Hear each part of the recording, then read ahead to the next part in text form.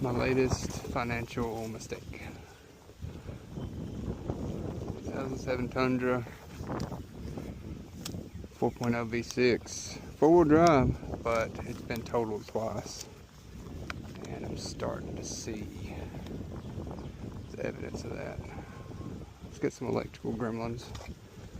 I'm gonna get in here. He's already replaced the spark plugs, but we got a number 5 cylinder that's dead, and I guess they thought maybe it was the wiring. So here's a new plug, but we've got some injectors on the way. We're gonna replace those. Got one more bolt here. Already broke them loose, so it made it a little easier. So when you pull these up, it might not make much of a mess, but once you take the injector out, there is pressure. We'll start with our other issue. Of course, it looks like it was not seated properly. So we got a couple of rings that won't be difficult.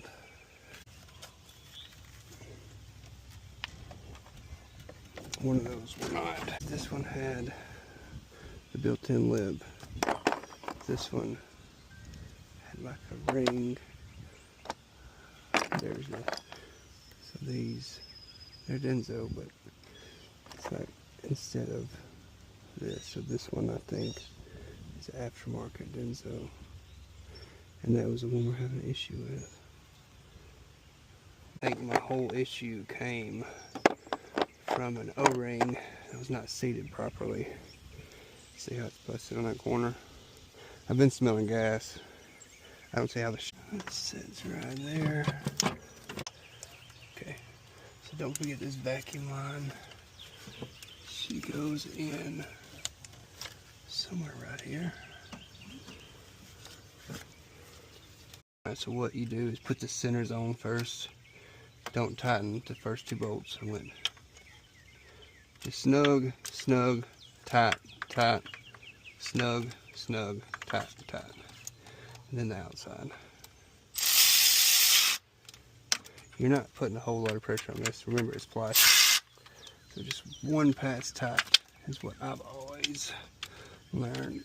Because if you go any tighter, you end up breaking stuff, especially with plastic.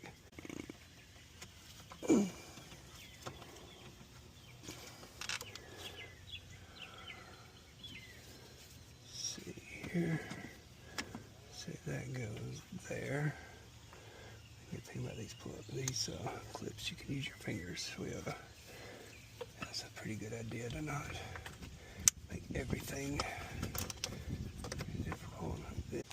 Made in Germany, Nipix, good stuff.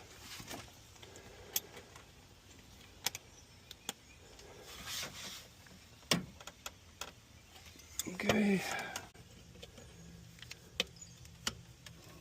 Make sure it's on there all the way properly.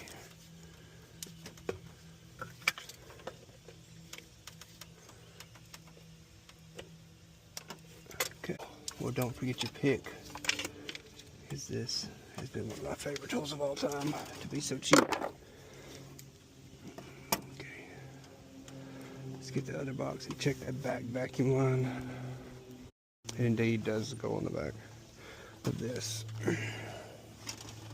There's no clamp, just a, so we'll start by seeing that in. That's gonna sit over there, and this will fish under here,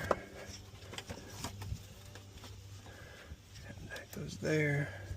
This will go here, and plug into there.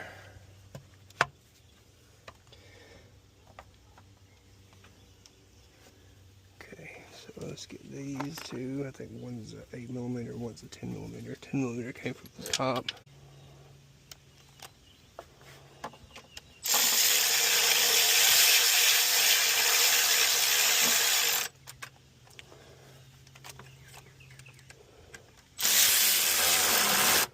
This goes there.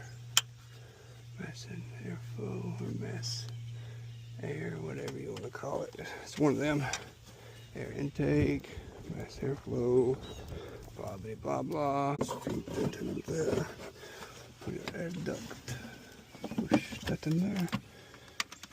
We're about ready for startup. I'm gonna bolt this together just because I have a lot of faith in this working. Let's give it a little bit of lube tear days because everything on this truck is rusty. Wait till I show you up under it.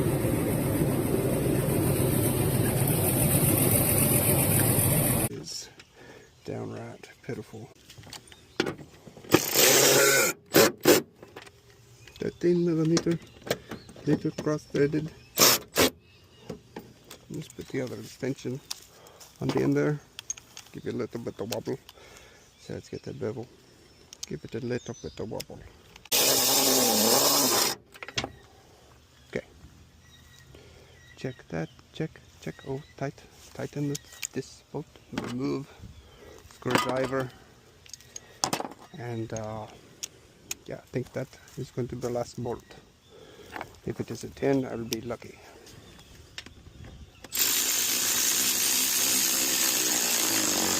Fantastico! Little eager beaver. Let's tighten up the battery terminal.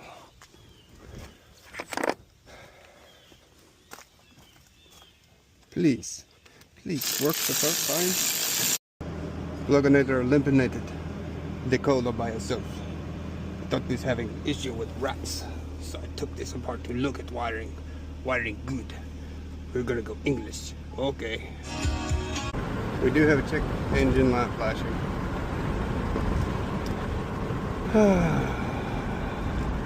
Sometimes you just don't have them days, and today is that. It ended up being the vacuum line that I forgot about. I think unless I get it under load and it don't work again.